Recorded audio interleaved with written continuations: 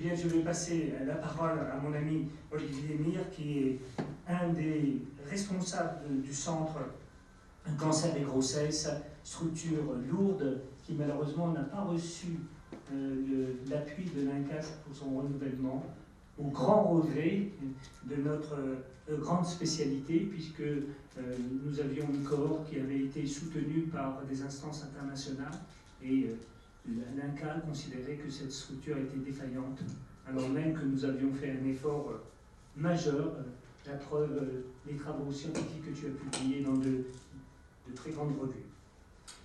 Merci beaucoup tout d'abord de votre invitation. Je souhaitais remercier les organisateurs. C'est un honneur pour moi de venir vous présenter quelques éléments de réflexion sur un sujet qui me tient à cœur, c'est l'association d'un cancer et d'une grossesse, ce qui, on va le voir, n'est pas une situation si rare que ça.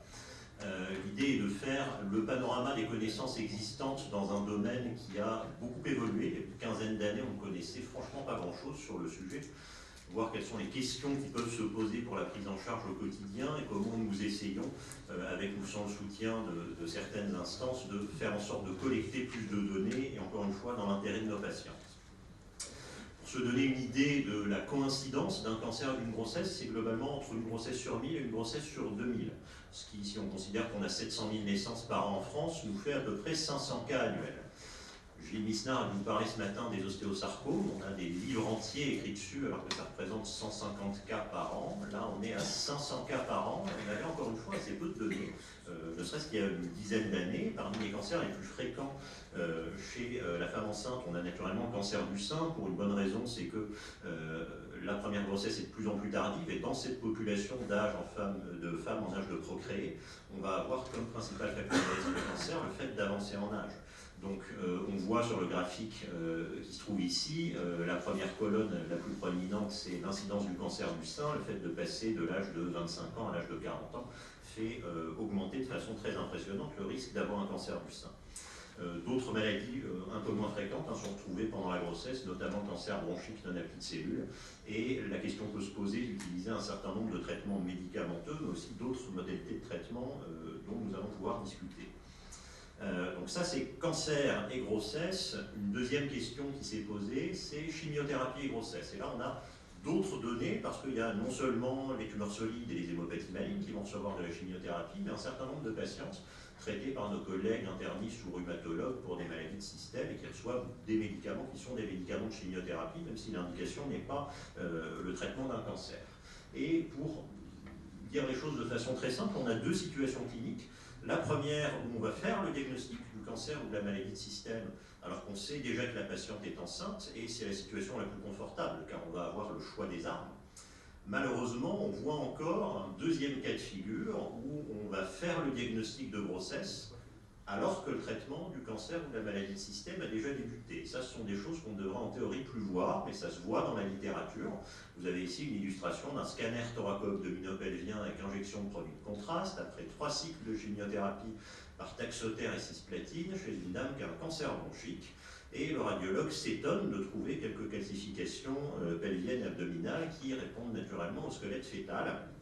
Donc j'ai retiré le nom des auteurs qui ont publié ça pour ne pas les embarrasser, mais je pense qu'il y a des façons plus simples de faire un diagnostic de grossesse que le scanner. Heureusement, l'histoire se termine bien puisque l'enfant n'a pas eu de séquelles d'avoir été exposé in utero à la chimiothérapie, mais bon, ce n'est pas très glorieux. Et comme les hématologues sont toujours plus intelligents que les oncologues, eux font un diagnostic de grossesse au PET scanner pour une patiente qui a une maladie de Hodgkin. On voit ici les fixations ganglionnaires et l'activité métabolique du cerveau fœtal. Donc la première chose que je rappelle à nos collègues oncologues et hématologues, c'est que les bêta-HCG ne sont pas facultatifs, c'est obligatoire chez toute femme qui va avoir un traitement du cancer en âge de procréer, et j'aurais même tendance à dire en ayant une fourchette relativement large, en termes de bornes d'âge. La question clinique qui va se poser dès lors que le diagnostic de cancer est posé pendant la grossesse, c'est doit-on interrompre la grossesse ? D'un point de vue cancérologique, pour le cancer du sein en tout cas, à âge et à stade égal, le pronostic est le même. Pendant des années, on nous a dit que les cancers du sein associés à la grossesse sont plus méchants, le pronostic est moins bon, ce n'est pas vrai, y compris si on regarde le taux de réponse pathologique complète en situation préopératoire. On avait publié ça avec Roman Rousier il y a quelques années, la chimiosensibilité est la même, le pronostic est le même, donc on a pas vraiment d'argument oncologique pour dissocier le pronostic maternel du fait que la patiente est enceinte. Du point de vue des obstétriciens, on sait que quels que soient les traitements appliqués pendant la grossesse, qu'il y ait de la chimio ou pas, le risque de prématurité est augmenté et le risque d'hypotrophie l'est également. On va voir que ce sont des enfants qui vont naître parfois très hypotrophes. Et on va avoir besoin d'un suivi dans une maternité qui est spécialisée. Et un suivi extrêmement rapproché pour la croissance fœtale et pour un certain nombre de paramètres. Enfin, la question va se poser de savoir si on veut traiter ce cancer du sein, quelles sont les toxicités, les effets attendus pour l'embryon et ou le fœtus des traitements qu'on va proposer. Alors il y a des études chez l'animal, mais dont l'extrapolation n'est pas toujours très facile chez l'homme. Les études sur placenta perfusé, on peut récupérer un placenta d'une grossesse normale à terme et évaluer, je vais vous montrer comment, quel est le passage de certains médicaments au travers de ce placenta ou pas, pour savoir ce qu'on peut donner de façon sûre à une femme enceinte sans que l'enfant à naître ne soit exposé aux médicaments qu'on a administrés. On a assez peu d'études pharmacocinétiques pendant la grossesse, c'est pas toujours évident à faire. On a besoin de beaucoup d'observations cliniques pour mieux guider notre pratique, et c'est tout l'intérêt d'avoir des registres. Au total, la décision clinique, si on veut être très schématique, va reposer sur 4 paramètres. Le premier, c'est naturellement le type et l'extension de la maladie maligne. La réflexion qui doit se poser si on est face à un cancer métastatique, c'est est-ce que le projet de maternité a toujours un sens si on sait que c'est une maladie qui peut être fatale dans les mois ou l'année qui vient. Naturellement, le degré d'urgence n'est pas le même si on trouve un petit cancer du sein à 36 semaines ou si on trouve une leucémie avec une coagulation intravasculaire disséminée à 7 semaines. Le deuxième item, c'est l'âge gestationnel. C'est évidemment beaucoup plus compliqué quand on est en tout début de grossesse. Le troisième point, c'est les souhaits de la patiente, et on va dire du couple, ce qu'ils peuvent accepter si on leur propose un traitement potentiellement dangereux en termes de risque de malformation pour l'enfant à naître. Est-ce qu'ils acceptent une proposition qui peut parfois être faite d'interruption de grossesse?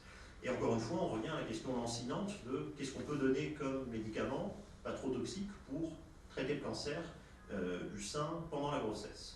La question se pose pour les médicaments qu'on veut utiliser. Alors, il y a certaines situations en médecine où on veut que les médicaments traversent le placenta. C'est le cas dans le VIH.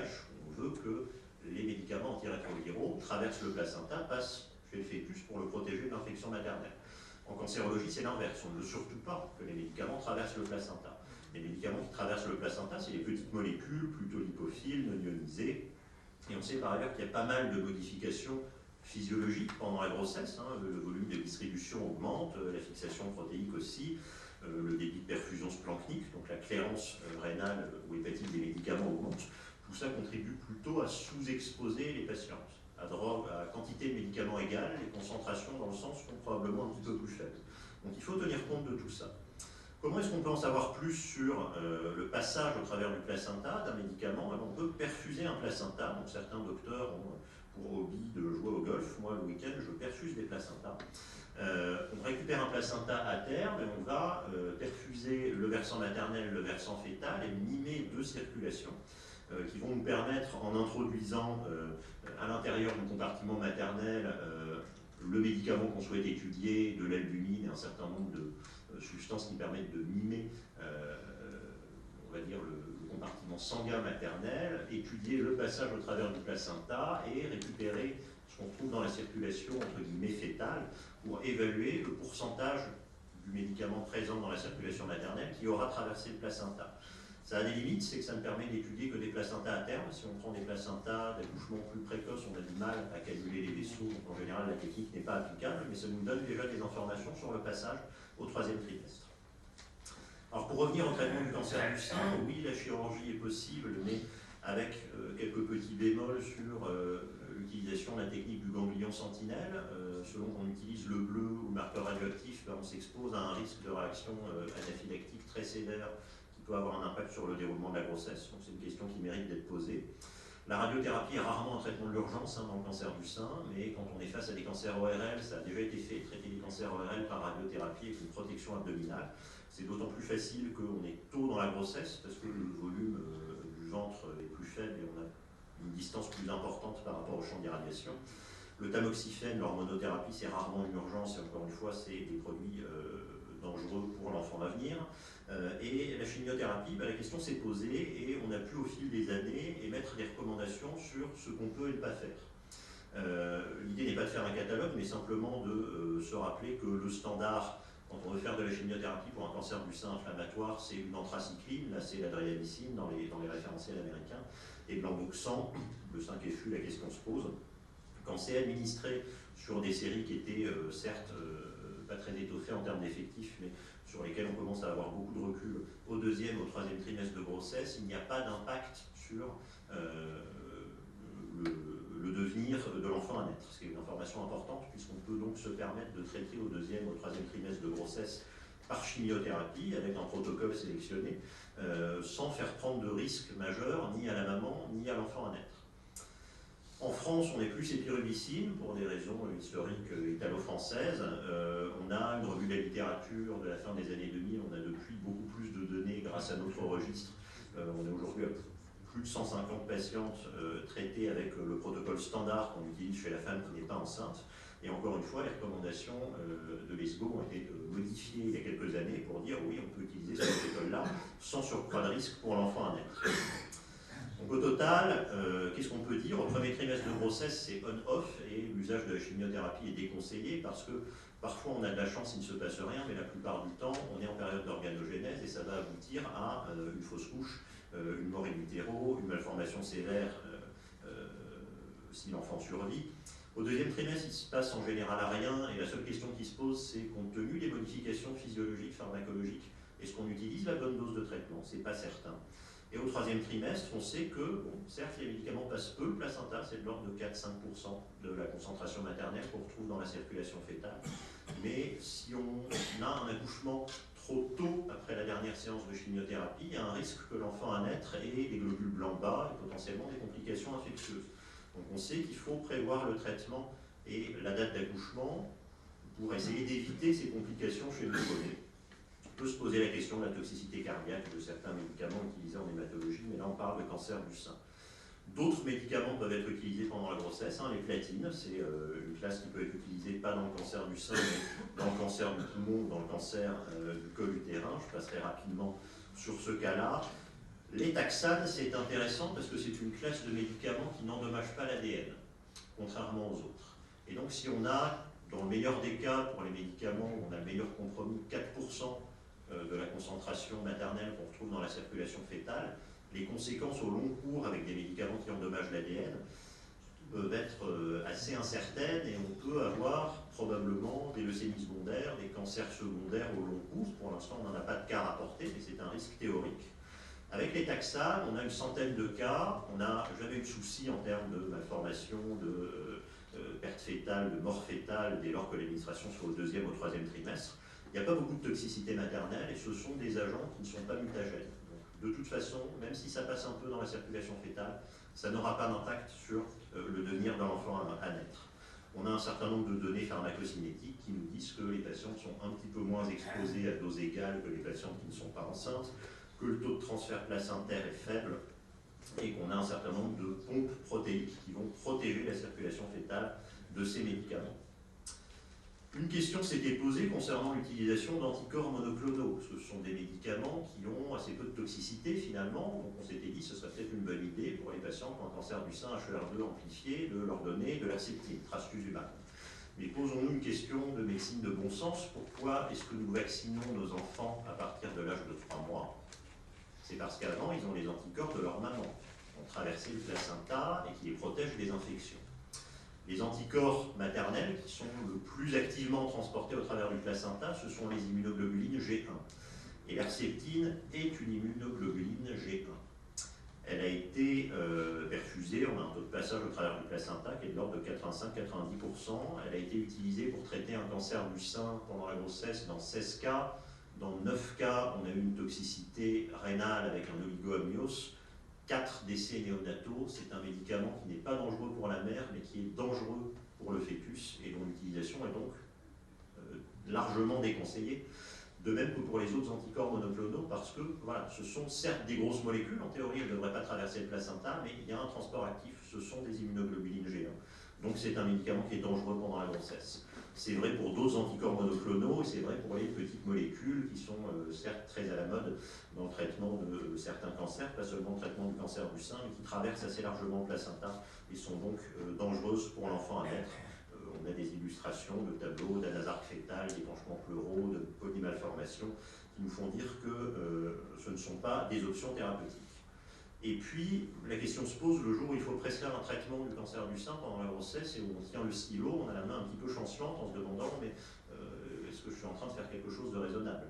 Est-ce que la patiente va le tolérer? Et on peut tout à fait adoucir la tolérance de la chimiothérapie, comme on le fait chez les patients qui ne sont pas enceintes, avec un certain nombre de médicaments de support, que ce soit des antinauséeux, des antiémétiques, antidopaminergiques, antisérotoninergiques, l'utilisation d'antihistaminiques dont on sait qu'elle est parfaitement sûre pendant la grossesse. Les facteurs de croissance, on a moins de données, voire même quelques suspicions de toxicité, notamment de l'oligoamyose en cas d'administration de facteurs de croissance granulocytaires. Mais on a un certain nombre de données publiées et recueillies par une instance française qui s'appelle le CRAT, Centre de recherche sur les agents tératogènes, qui est une base de données en ligne accessible à tous et qui est extrêmement utile. Donc les messages globalement sur la chimiothérapie, c'est que le risque est majeur durant le premier trimestre. Au deuxième, au troisième trimestre, c'est un débat philosophique, puisqu'on veut les médicaments de référence qui sont certes actifs, mais qui peuvent endommager l'ADN et pour lesquels il y a un risque de leucémie secondaire, un risque mutagène, ou les taxanes, qui sont des médicaments non mutagènes, mais dont on sait que les concentrations sont un petit peu moindres chez la femme enceinte. Se pose la question de l'efficacité, on n'a pas suffisamment de recul là-dessus. Les anticorps monoclonaux, c'est une mauvaise idée. Calculer la dose de chimiothérapie, ça repose sur le poids réel de la patiente. Il n'y a pas de poids idéal ou de poids avant la grossesse utilisé. On n'a pas d'argument en faveur de ça. Et naturellement, il faut surveiller les enfants, pardonnez-moi, notamment surveiller la numération quand la dernière séance de chimio est proche de l'accouchement. Alors on a un peu plus de recul ces dernières années, d'abord sur les complications néonatales et obstétricales grâce au registre de Louvain, avec 215 patientes qui avaient un cancer associé à la grossesse, 57% avaient reçu de la chimiothérapie pendant la grossesse. On voit que l'accouchement est induit dans 72% des cas. On va voir que ce n'est pas forcément une bonne chose d'induire un accouchement prématuré. On a 54% de prématurés, mais avec un terme qui, vous le voyez, est quand même pas très inquiétant. On est à 36,3 semaines. Ce n'est pas des grands prématurés, mais bon, on a quand même une large proportion de prématurés qui vont la plupart du temps se retrouver en réanimation néonatale du fait de la prématurité. Mais chose importante, on a 24% d'hypotrophes et des hypotrophes qui sont en dessous du 10e percentile. C'est vraiment des bébés qui ont un tout petit poids. Donc ça justifie une prise en charge dans une maternité de haut niveau avec des services de néonatologie adaptés. Deuxième donnée, le suivi au long cours de ces enfants qui ont été exposés à ces traitements pendant la grossesse. C'est bien gentil de nous dire que le score d'Apgar est normal à 5 minutes et à 10 minutes. On aimerait savoir ce qu'il advient de ces enfants à 3 ans, à 5 ans et à 10 ans.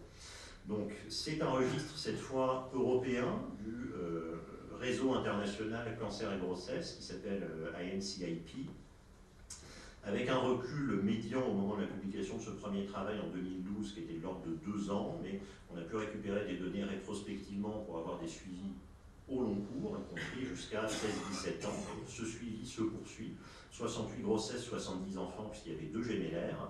Je ne suis pas neuropédiatre, mais les neuropédiatres m'ont dit que ces courbes signifiaient que le développement intellectuel des enfants était harmonieux et normal. C'est déjà une première chose rassurante. En revanche, ce qu'on observe, et ce n'est pas propre à la population des enfants nés d'une maman qui avait un cancer pendant la grossesse, c'est qu'on a une corrélation entre le QI de l'enfant et le terme de naissance. Autrement dit, si on a des grands prématurés, il y a la possibilité qu'ils aient des séquelles intellectuelles.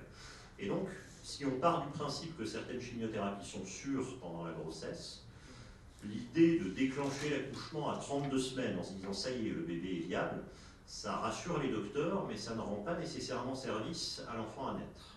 Et donc, déclencher un accouchement trop tôt, s'il n'y a pas de raison médicale de le faire, autre que se dire comme ça on sera plus tranquille, on donnera les traitements alors que la dame aura accouché, ce n'est pas forcément une très bonne idée. La preuve par ce graphique. Dernière notion, on a un suivi cardiologique qui est organisé, avec pour l'instant pas d'anomalie des paramètres, fraction d'éjection, fraction de raccourcissement du ventricule gauche, même si on voit que les enfants qui ont été exposés aux anthracyclines in utero ont des valeurs certes normales, mais un petit peu plus faibles au sein de la normale que les sujets contrôle. Donc pareillement, on a un suivi cardiologique de ces enfants, qui est organisé dans différents pays européens. Donc nous avions, il y a maintenant quasiment 7 ans, mis en place ce réseau Cancer associé à la grossesse, qui est français et qui permet aux médecins qui sont confrontés à un cas de cancer survenant pendant la grossesse de contacter notre structure. D'une part, on a des référentiels de pratiques qui ont été établis et qui ont été publiés. D'autre part, on a la possibilité de faire une réunion de concertation pluridisciplinaire, une RCP virtuelle, pour répondre au cas par cas en fonction du terme. Quels sont les médicaments qu'on peut utiliser? À quel terme doit-on prévoir la tumorectomie ou la mastectomie? À quel terme doit-on prévoir l'accouchement? On a également la possibilité de collecter des prélèvements biologiques pour les études qui viendront. Ce réseau est soutenu par le collège de CNGOF, était soutenu par l'INCa et reste labellisé par Orphanet. Le centre coordonnateur et le service du professeur Daraï à l'hôpital Tenon. Nous avons une adresse mail qui permet de nous contacter pour une question posée ponctuellement, et chaque cas déclaré est basculé naturellement dans la base de données européenne cancerandpregnancy.org, avec la possibilité, dans le cadre du suivi au niveau européen ou au niveau national, de proposer aux mamans que leurs enfants soient suivis d'un point de vue cardiologique, d'un point de vue neurologique. Et c'est donc très important que les cas soient déclarés, parce que cela nous permet d'implémenter ces bases de données, d'en savoir plus, d'améliorer notre pratique et, encore une fois, de proposer un mode de fonctionnement qui associe plusieurs disciplines, ce qui est finalement assez rare. Ce sont des disciplines qui ne se parlaient pas beaucoup, les obstétriciens, les cancérologues. On a rajouté les pédiatres, les chirurgiens et parfois les radiothérapeutes. Donc c'est un bel exemple de coopération dans plusieurs disciplines. Je n'aurai pas le temps de vous inviter au meeting européen puisqu'il a lieu demain. Donc c'est un meeting qui est annuel sur cancer et grossesse, donc sachez que chaque année c'est organisé à Bruxelles. Si le sujet vous intéresse, vous y serez naturellement les bienvenus. Et le message de conclusion est qu'il faut déclarer les cas pour qu'on en apprenne autant que possible. Je vous remercie de votre attention. Olivier, tout d'abord, je te remercie pour ce très beau topo et je te remercie à double titre pour avoir rappelé ce centre qui nous tient à cœur, même si on n'est plus subventionné, qui continue, qui est toujours très actif. Et nous répondrons toutes les semaines à des patients qui sont des fois en interrogation, et des médecins aussi qui voient dans ce centre la possibilité d'avoir une aide sur le plan de la prise en charge. Je souligne aussi que la volonté de ce centre n'est pas du tout d'accaparer les patients sur des sites comme l'Institut Gustave Roussy ou nous-mêmes, mais bien entendu de donner un véritable avis pour que chacun des médecins et les patientes, les couples et les enfants puissent bénéficier de la thérapeutique optimale.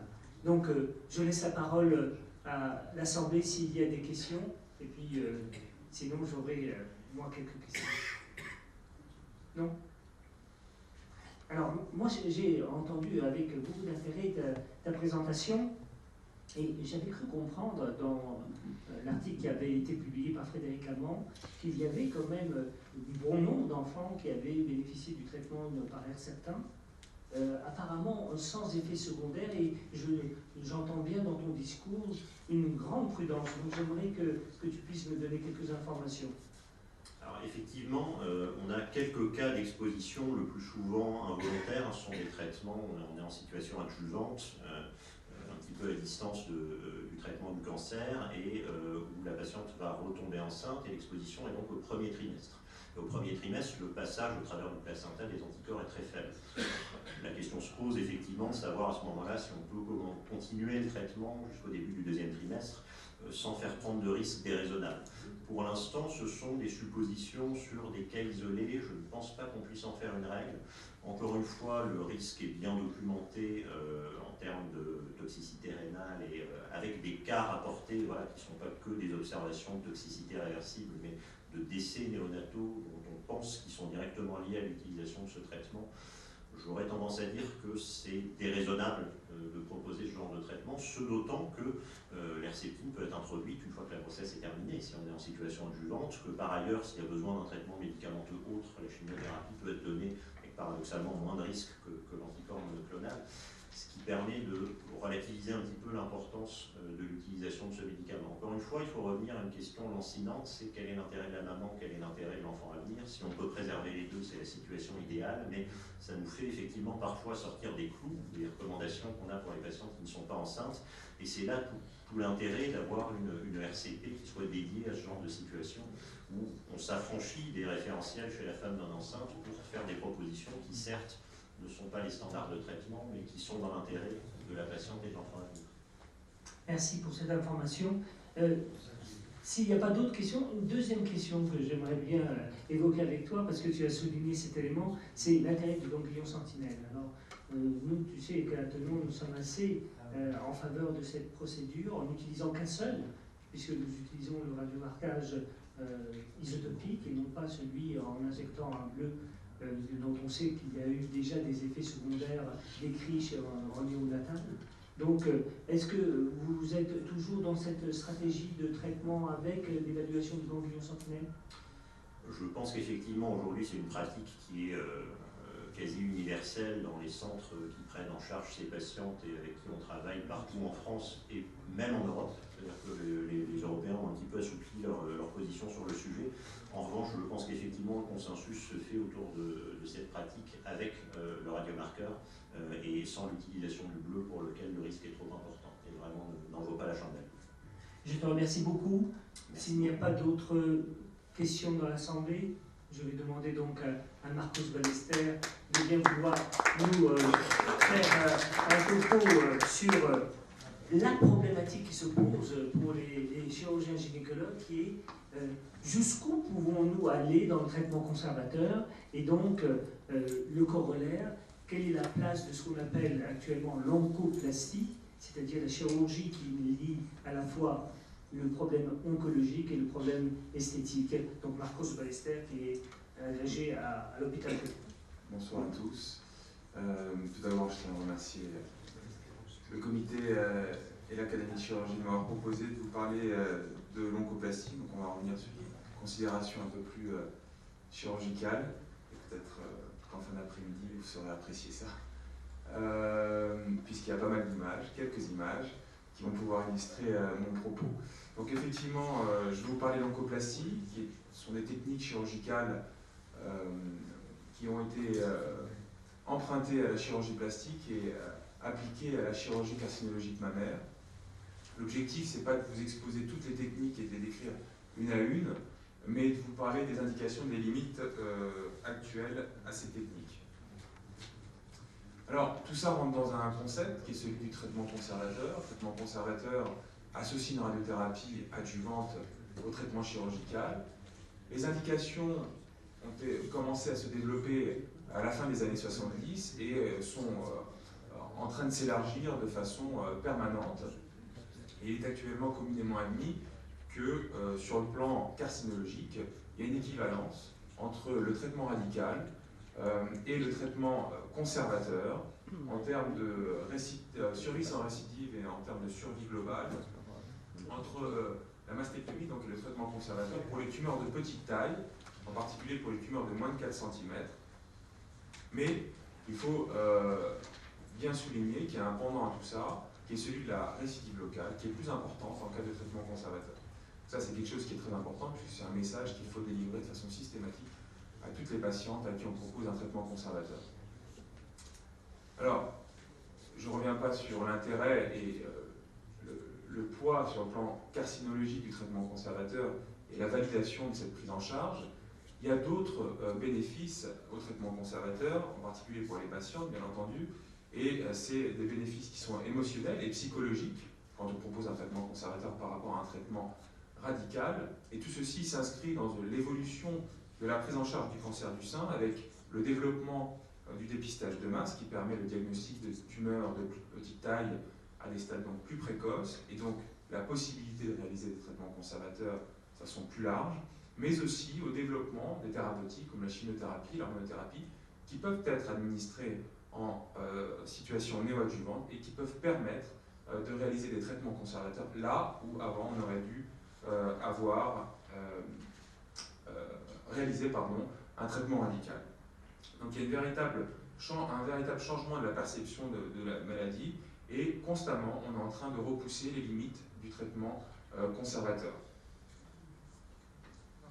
Donc, comme vous le savez bien, on est passé maintenant d'une maladie qui était jugée incurable il y a quelques décennies à une maladie où il y a de plus en plus d'alternatives thérapeutiques, que ce soit sur le plan chirurgical ou sur le plan médical, en situation adjuvante ou néoadjuvante. Et de plus en plus, les patientes demandent des traitements conservateurs, et en plus, bien entendu, ce qui va de soi et ce qui va de pair avec cette demande, un résultat cosmétique ou esthétique qui soit satisfaisant, puisque actuellement on est dans une société où l'image corporelle prend de plus en plus de place. Donc maintenant, pour les chirurgiens qui font de la chirurgie oncologique mammaire, eh bien, le critère cosmétique ou esthétique est un critère décisionnel majeur. Je n'ai pas dit que c'était le critère décisionnel majeur, mais un critère décisionnel qui ne doit pas prendre le pas sur le critère oncologique. Alors, comme vous le savez, il y a quand même des limites au traitement conservateur. Il est communément admis qu'on peut réaliser un traitement conservateur quand on va réaliser une exérèse jusqu'à 10 à 15% du volume mammaire, mais tout ceci dépend de la forme du sein, du volume mammaire et du volume aréséqué, qui est différent en fonction de la localisation tumorale, c'est-à-dire du cadran dans lequel est située la tumeur, puisqu'il est toujours plus facile de réaliser une exérèse plus large pour un cadran supérieur externe par rapport à un cadran inférieur, où les résultats esthétiques peuvent être moins bons. Il faut tenir compte aussi des résultats qui peuvent être jugés décevants, avec des séquelles esthétiques de traitement conservateur. Il y a différents grades de séquelles esthétiques, je ne rentrerai pas dans les détails, mais ces séquelles esthétiques peuvent aller jusqu'à 30% en cas de traitement conservateur. Donc c'est là qu'interviennent ces techniques d'oncoplastie. Comme vous pouvez le voir à travers ce schéma, elles sont nombreuses. Et en fonction des localisations tumorales au niveau du sein, eh bien, il y a différentes techniques qui existent. Vous voyez qu'ici, pour les tumeurs des cadrans supérieurs, on peut utiliser la technique qu'on appelle du round blot, on peut utiliser des techniques en T inversé à un pédicule porte-mamelon inférieur, on peut utiliser la technique d'Oméga. Pour les cadrans inférieurs qui posent vraiment problème en termes de séquelles esthétiques de traitement conservateur, il y a différentes techniques. La plastie verticale, il y a la technique en J, en L, le T inversé à pédicule porte-mamelon supérieur. Donc il y a beaucoup de techniques qui peuvent être utilisées. Et tout ceci, eh bien, c'est des techniques qui ne sont pas équivalentes les unes aux autres en termes de facilité et de risque opératoire et en termes de complications post-opératoires. Alors je vais vous donner quelques exemples, je ne vais pas toutes les détailler. J'ai pris comme exemple la technique externe. Pourquoi j'ai pris cet exemple? Parce que vous savez que les tumeurs des cadrans externes ou du cadran supérieur externe sont par ordre de fréquence les plus fréquentes, et puis qu'il s'agit d'une technique pour laquelle la courbe d'apprentissage est la plus rapide, puisqu'il y a très peu de décollement. C'est une exérèse monobloc cutanéo-glandulaire avec un léger recentrage de l'aréole, qui est plus ou moins important, mais techniquement c'est quelque chose qui est assez facile. Donc on avait réalisé une étude à l'Institut Curie il y a quelques années, où la taille moyenne d'exérèse des tumeurs était de 32 mm, donc ce qui est relativement conséquent, avec toute indication confondue, un taux de marge insuffisante à 13%. Alors c'est sûr, en valeur absolue c'est important, mais quand on rapporte ça à la taille tumorale moyenne qui était de 32 mm, c'est relativement peu. Alors quand on regarde en fonction de l'indication, quand on a réalisé cette technique en première intention, il y avait 85% d'exérèse complète en première intention et 91% en seconde intention, c'est-à-dire après une tumorectomie entre guillemets classique, on avait réalisé la technique et on avait des marges d'exérèse satisfaisantes dans 9 cas sur 10. Quand on regarde en fonction des indications, eh bien, une des indications qui me semble la plus judicieuse et la plus adaptée à cette technique, c'est après chimiothérapie néoadjuvante. Eh bien, pour une taille initiale de presque 5 cm, on avait seulement 7% de berges positives. Alors, ça c'est très intéressant parce que parfois on a entre guillemets un éclatement de la tumeur après chimiothérapie néoadjuvante, et c'est vrai qu'il est toujours recommandé de faire des exérèses relativement larges quand on parle d'une tumeur initiale relativement volumineuse. Pour les lésions bifocales où on a pu réaliser une exérèse monobloc, eh bien, on n'a pas eu de marge atteinte. Et pour les microcalcifications étendues, en particulier pour les carcinomes intracanaires, On avait une taille tumorale de 36 mm, et là on est arrivé un peu à la limite de cette technique, puisqu'on avait, dans un cas sur 3, des marges incomplètes. Ça, c'est la plastie anté-inversée. Ça, c'est une technique qui est réalisée en chirurgie plastique, par exemple pour la réduction mammaire.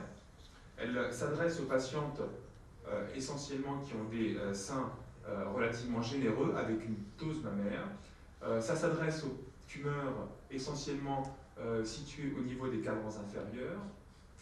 Et on sait que quand on fait un traitement conservateur pour des tumeurs situées au niveau des cadrans inférieurs, il y a un risque plus important de séquelles esthétiques de traitement conservateur, comme je vous l'ai dit, qui peut être aggravé par l'irradiation post-opératoire et la fibrose qui apparaît après cette radiothérapie.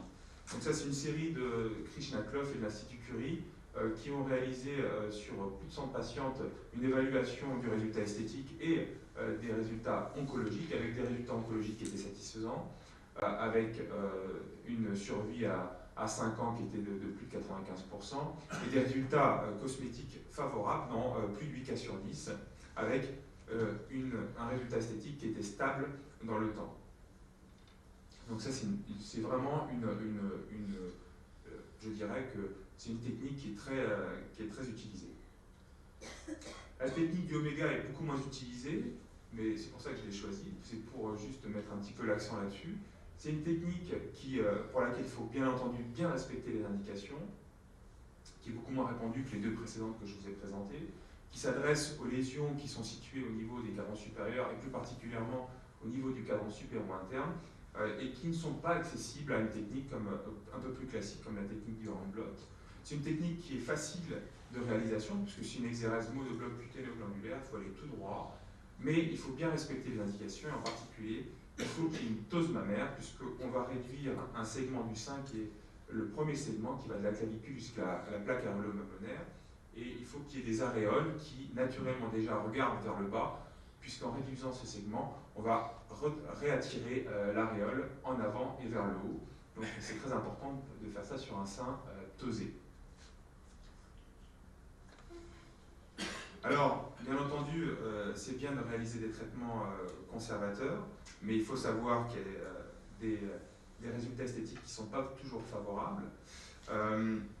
Et en termes carcinologiques, il peut y avoir des résultats également avec des marges atteintes. Quand on regarde la littérature pour des tumeurs classées T1, T2 de classification TNM, on peut aller jusqu'à 8% de marge atteinte, donc d'indication théorique de reprise chirurgicale, avec, comme je vous l'ai dit tout à l'heure, parfois des séries qui montent jusqu'à une patiente sur 3 qui a un résultat esthétique non satisfaisant. Et c'est là que apparaissent donc les techniques d'oncoplastie. Quand on regarde dans la littérature, les différentes revues de la littérature, eh bien, on s'aperçoit quand même qu'il y a des marges d'exérèse qui sont atteintes dans 10% des cas, mais attention, il faut rapporter ça à la taille tumorale moyenne dans ces séries-là, qui est beaucoup plus importante qu'en cas de traitement de tumorectomie simple, et que donc dans 10% des cas, un peu moins de 10% des cas, dans ces séries, on a recours à la mastectomie. Donc est-ce que l'oncoplastie est la solution? J'ai envie de dire oui, mais il faut faire attention, parce qu'elle est toujours plus difficile en seconde intention, et surtout quand il y a une radiothérapie qui est intercalée entre la chirurgie initiale et l'oncoplastie. Donc, idéalement, il vaut mieux la réaliser en première intention. Attention, je ne suis pas en train de dire qu'il faut systématiquement réaliser une oncoplastie, mais qu'il faut y penser systématiquement en première intention pour éviter de se retrouver dans une situation un peu plus délicate où il y a une radiothérapie et où la chirurgie est un peu plus à risque. Alors, la radiothérapie, comme je vous l'ai dit, on parle d'un concept qui est celui du traitement conservateur, où la radiothérapie a une place à part entière.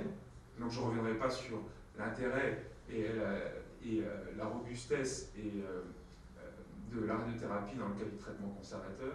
Mais ce qu'on sait de la radiothérapie, c'est qu'elle peut aggraver des résultats cosmétiques défavorables, en particulier chez des patients qui ont des seins volumineux avec une ptose mammaire, et bien entendu des patients qui ont une chirurgie au niveau des cadrans inférieurs, avec des doses, si le sein est volumineux, qui peuvent être inhomogènes. Par contre, on sait que ça peut améliorer l'aspect de la cicatrice, avec un effacement de la cicatrice, mais ça peut aussi induire des cytostéatonécroses, en particulier quand on a réalisé de larges décollements et des pédicules glandulaires pour combler les défects. Et puis il y a même des gens qui se sont posé la question de comparer la radiothérapie préopératoire et post-opératoire.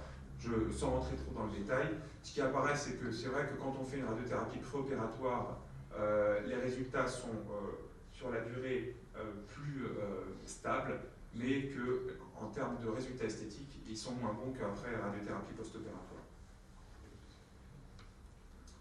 Alors il y a un élément qui est très important quand on envisage une oncoplastie. Ce qu'il faut savoir, c'est que quand on fait une oncoplastie, un des premiers messages qu'il faut délivrer à la patiente, c'est que l'objectif est de conserver la forme et la projection du sein, mais que le sein opéré va être plus petit que le sein non opéré. Donc il y a la question sous-jacente de la symétrisation, qui peut être réalisée dans le même temps ou en différé. Il faut savoir que dans l'oncoplastie, il y a des dogmes à respecter. Bien entendu, il y a le dogme carcinologique d'être en zone saine, celui de la reconstruction et du comblement du défect, et bien entendu celui dont je viens de vous parler, la symétrisation.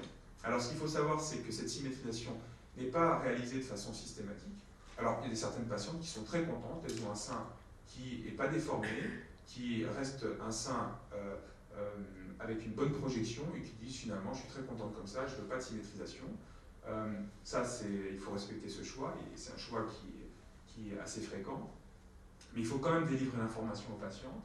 Et bien entendu, il y a des équipes qui font la symétrisation dans le même temps opératoire et d'autres qui le font en différé. Alors pour les gens qui font en différé, les arguments, c'est de dire que il va y avoir une radiothérapie, puisqu'on est dans le cas d'un traitement conservateur, et que cette radiothérapie engendre des modifications du volume du sein, avec initialement un œdème du sein, puis une régression de cet œdème. Donc si on fait la chirurgie dans le même temps, il peut y avoir une asymétrie. Que certaines de ces patientes vont avoir un traitement adjuvant, à savoir une chimiothérapie ou une hormonothérapie et ou une hormonothérapie, et que ça peut avoir un impact sur le poids de la patiente avec des modifications morphologiques, et donc si on fait la chirurgie en un seul temps, ça peut entraîner une asymétrie.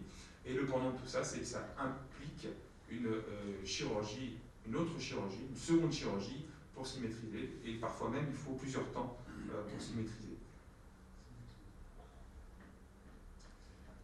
Alors, quelles sont les perspectives? Il y a un élément qui est majeur, qui est l'indicateur majeur, c'est la taille tumorale. Ça, on n'y échappera pas. Donc, les questions, comme je vous l'ai dit, l'approche n'est plus du tout la taille en valeur absolue, mais le ratio entre la taille tumorale et la taille du sein.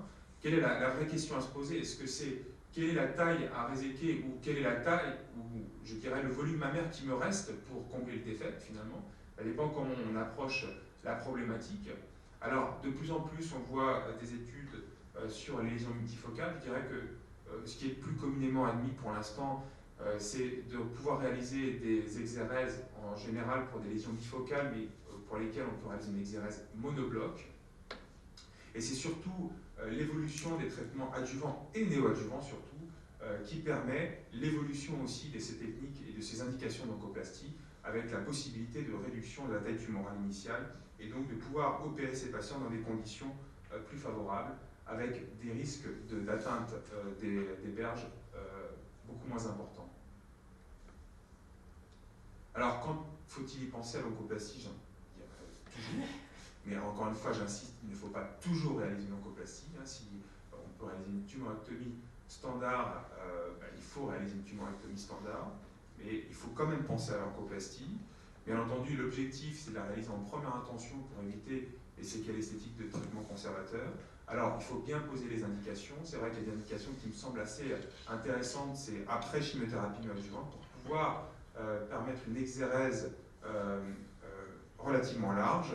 En cas d'atteinte des berges après une tumorectomie simple, reprendre le tumoral sur une oncoplastie, ça peut apporter certains bénéfices pour la patiente. Et les microcalcifications étendues, vous avez vu que sur l'oncoplastie externe, il y avait certaines limites, puisqu'il y a quand même une patiente sur 3 qui avait des berges atteintes, même si c'est vrai que l'étendue dans la série que je vous ai présentée des microcalcifications était relativement importante, et qu'il faut se mettre dans les meilleures conditions en travaillant bien avec la radiologue, parfois leur demandant de mettre des repérages à chaque extrémité du foyer des microcalcifications pour pouvoir envisager une exérèse in sano. Donc en conclusion, ces techniques sont en train de s'élargir en termes de pratiques chirurgicales, mais aussi en termes d'indications. Il faut faire attention de ne pas tomber dans l'enthousiasme chirurgical. Toutes les oncoplasties ne sont pas aussi simples à réaliser. Il y a des niveaux de difficulté avec des risques inhérents à chacune des techniques, des risques post-opératoires. Il faut bien savoir poser les indications en termes de taille tumorale, du ratio entre la taille tumorale et la taille du sein, de la localisation de la tumeur, de la morphologie de la patiente, et surtout penser à la possibilité d'une mastectomie secondaire. Si les incisions de l'oncoplastie ne rentrent pas dans la mastectomie, ça peut poser des problèmes en termes de nécrose cutanée par exemple, après. Toujours bien informer les patientes du risque d'asymétrie, de la possibilité d'une chirurgie en 2 temps, des complications, en particulier pour les oncoplasties niveau 3 où on a des pellicules porte-mamelon de la plaque aréolo-mamelonnaire avec des risques de nécrose de la plaque qui posent réellement des problèmes, et bien entendu de la possibilité d'une mastectomie secondaire. Et pour ça, j'insiste sur la nécessité d'adresser ce genre de patientes à des centres qui ont la possibilité et l'expertise pour réaliser ce type de chirurgie. Je vous remercie pour votre attention. Merci pour ce très beau topo. Y a-t-il des questions dans l'assistance? Merci. Compliment pour votre très belle présentation. Je pense que les femmes sont fières de leur beauté et de leur féminité.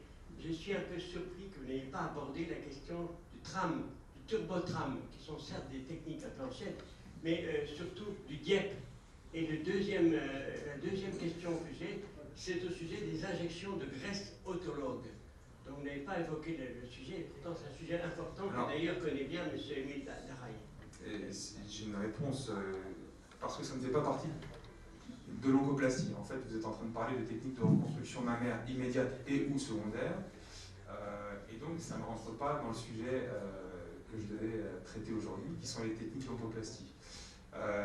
Bien entendu, il y a des techniques de reconstruction mammaire immédiate et secondaire comme le TRAM, comme le DIEP, qui est une technique beaucoup plus récente, mais ça fait l'objet d'une présentation à part entière.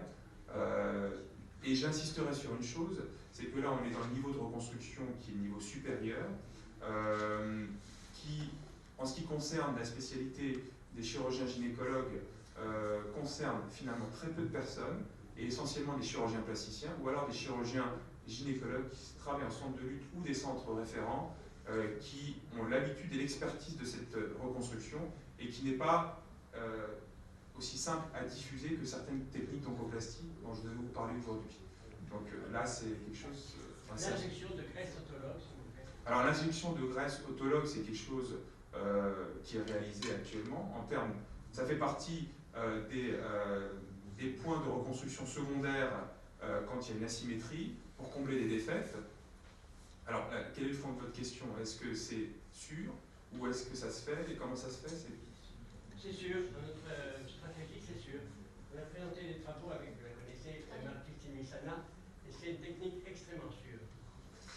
Alors, je vais donner un autre commentaire. Vous savez qu'il y a eu une grande discussion encore il y a 10 jours sur le lipofilling, comme on l'appelle, dans le cadre de la cancérologie, avec la possibilité, vous savez, des cellules souches qui sont adipeuses, qui seront transférées avec le risque de récidive. Il y a eu 2 courants de pensée au sein de cette conférence de consensus. L'un très favorable à cette utilisation et une autre qui est un courant quand même encore majoritaire, qui fait que nous sommes relativement prudents.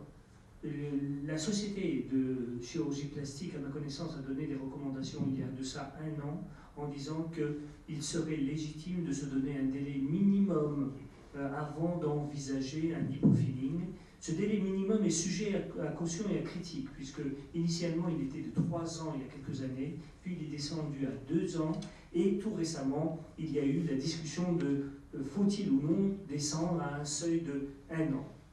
Alors nous, je parle de notre expérience à Tenon, nous avons des chirurgiens plasticiens qui font le type d'intervention que vous venez de décrire, et notamment les DIEP.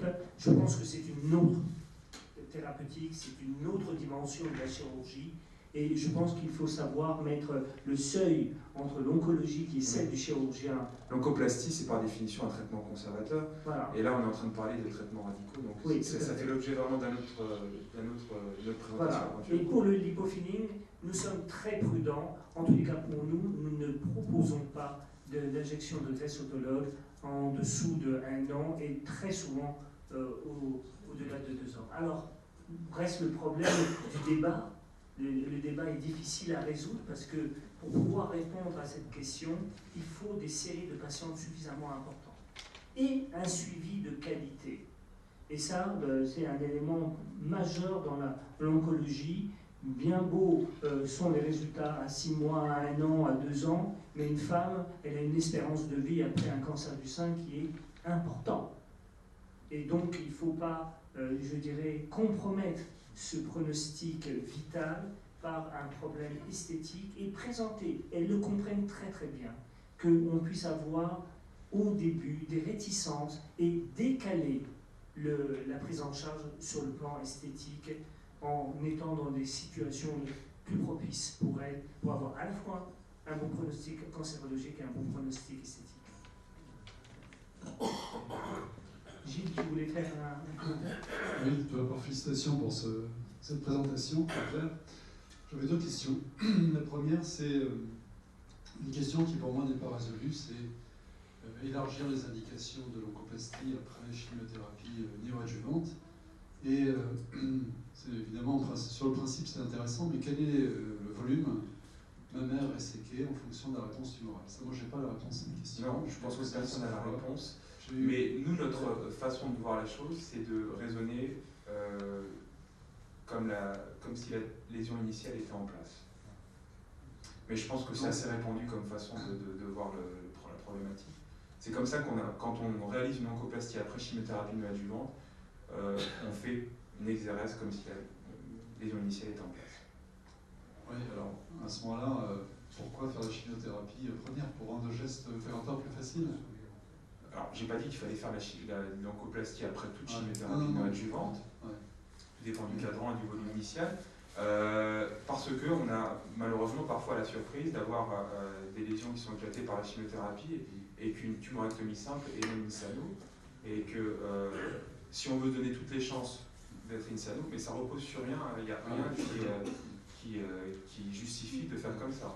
Ceci étant, pour aller dans le sens de la chimiothérapie néoadjuvante, nous savons, par exemple, pour les patients qui sont HER2 positifs, qu'il y a pour les tumeurs localement avancées un bénéfice au traitement chimiothérapique avec trastuzumab en pré-chirurgical.